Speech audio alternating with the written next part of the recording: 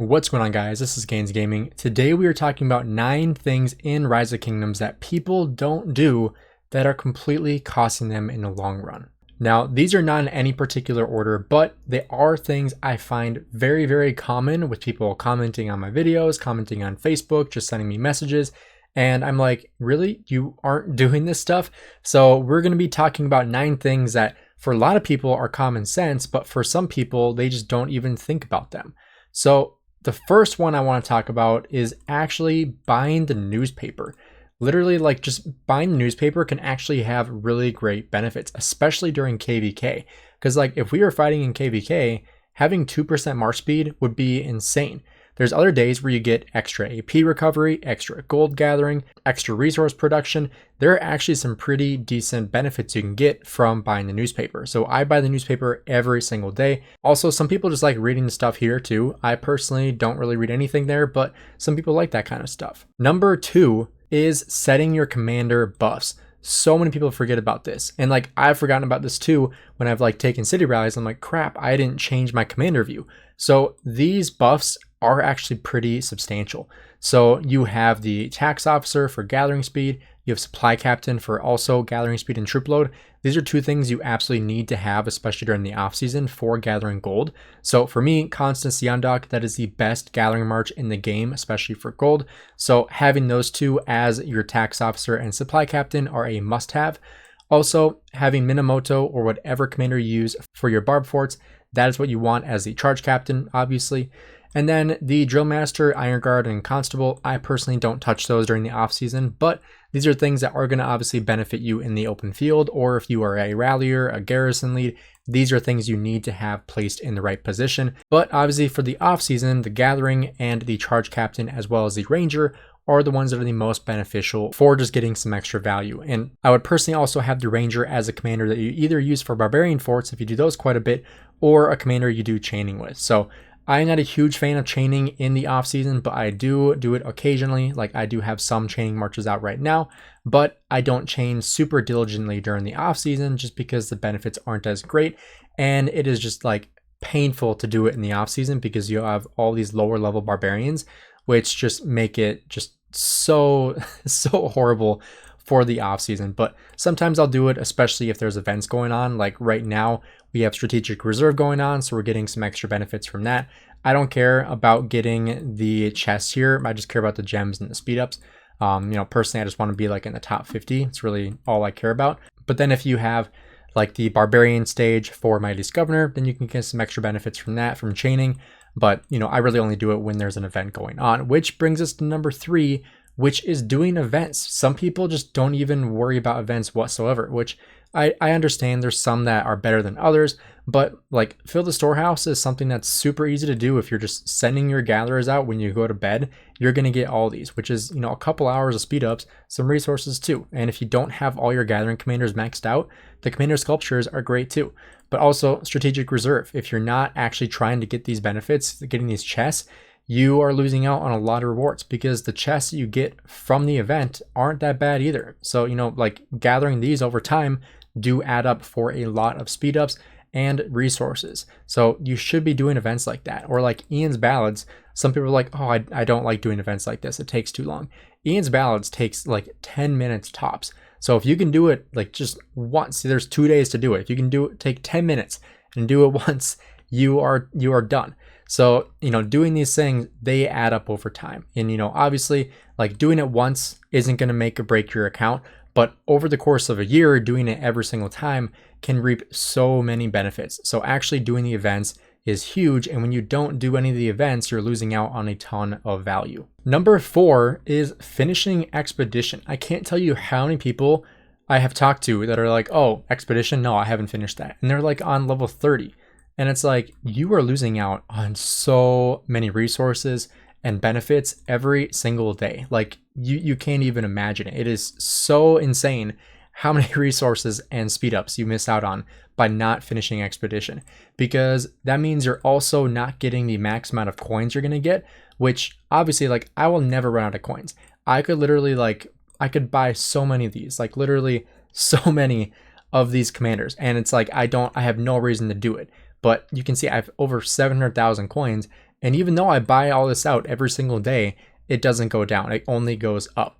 And then you can also be buying your 3 sculptures a day for alliance credits, which will kind of throw us as a 2-in-1, which is not, recycling things for credits. I have 46 million credits, and I have all of these blueprints. I have all these other items that I can recycle, 700,000 ethel sculptures just by having these over time.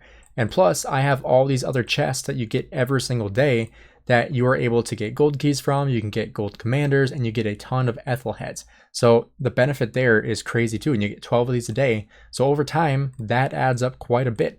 But you also get about 1 million resources a day just from collecting this chest every single day. And that definitely adds up. So you need to be doing expedition, or at least finish it up once, so you can get the benefits every single day, because they do add up over time. And then speaking of getting credits, another thing people forget to do is buy from the VIP shop. This is a mistake that I made at the beginning of playing the game. I did not even know this existed. I'll be completely honest. I don't even know when I found this out, but it was a while in when I figured out what the VIP shop was and what was all in here, because you can get AP every single week. You get 5-minute speed ups, you get material choice chests. And if you scroll down, I haven't bought these yet because I wanted to show you, but the blueprint fragment choice chests, both the green and the blue, you should be buying this every single week. Not because you want the blueprints, but because you want to trade them in for credits. That is why you want these chests, because over time you can get so many credits that you can trade in for speed ups, for teleports, for expansions, for VIP, for passports. So many things you can buy just by spending some food every single week to get them. And it is extremely, extremely cheap. And if you're a whale, obviously there's more things to buy here. I personally do not, unless it's more than gems, but you should be buying the materials, you should be buying the speed ups and the AP. You can also look into getting the stars. I personally don't, because the value just isn't really there for me. 20 purple stars, let's actually see how much that will actually give you. So let's see, 20 of these will get you about 6,000 credits, which is pretty much nothing, but it will cost you quite a bit of food, because that's 60,000 for every single star.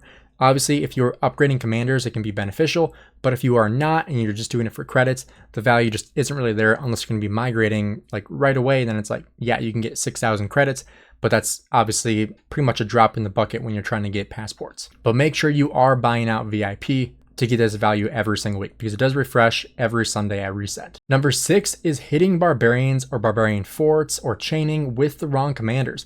There are peacekeeping commanders in the game for a reason, because they give you more benefits from hitting barbarians. Getting trophy hunter is such a huge value. Also, reducing the AP you're using for hitting the barbarians. You need to be having these.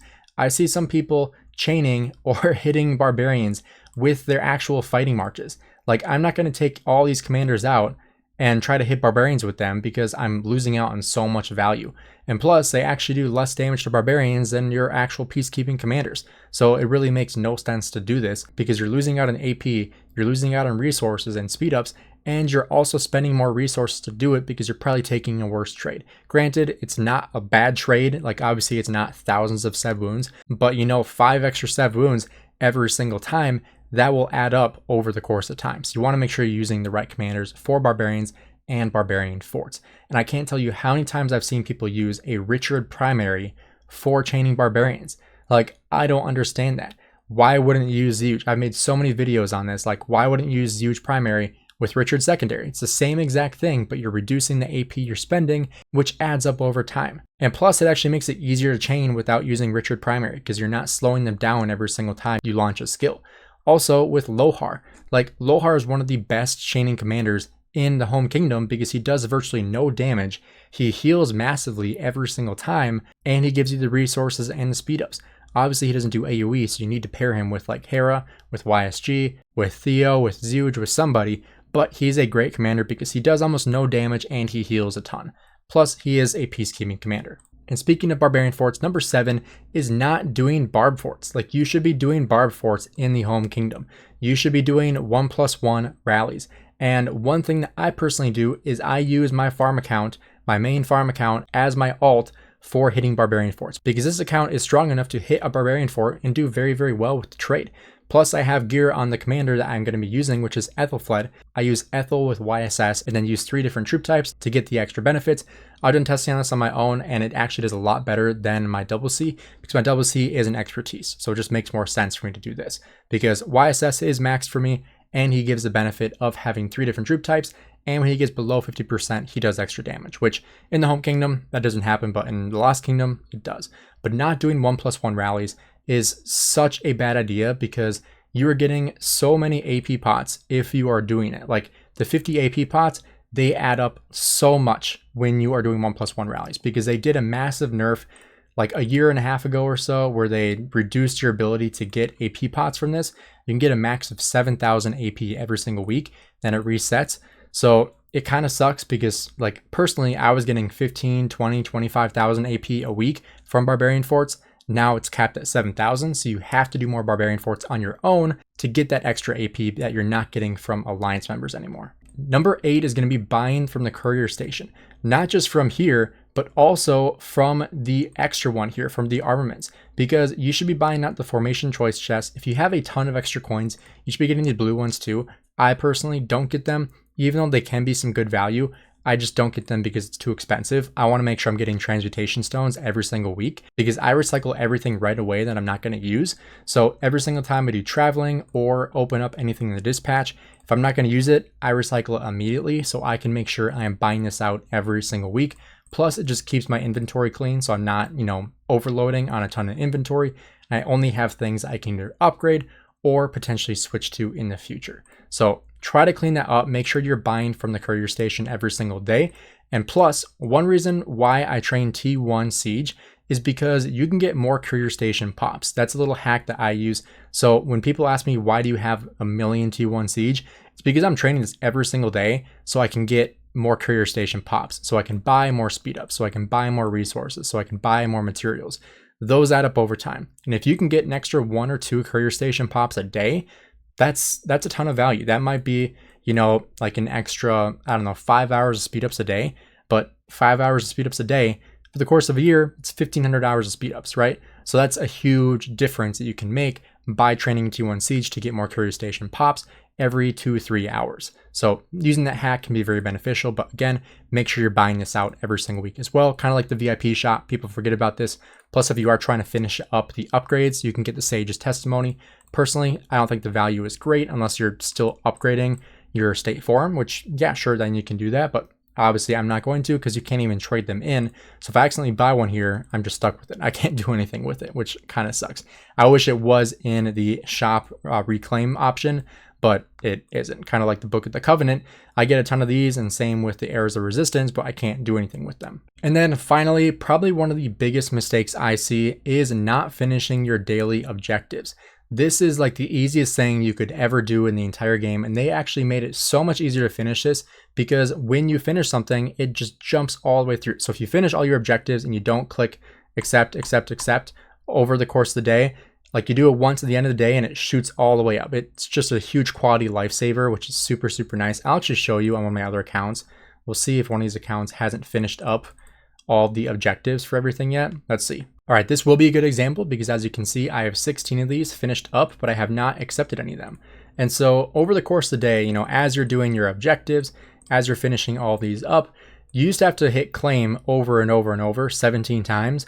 Now you do it once and it just jumps you all the way up, which is so nice. If you have like all 21 done that you need, it will go all the way to 100. Then you click this and then all those open up at once.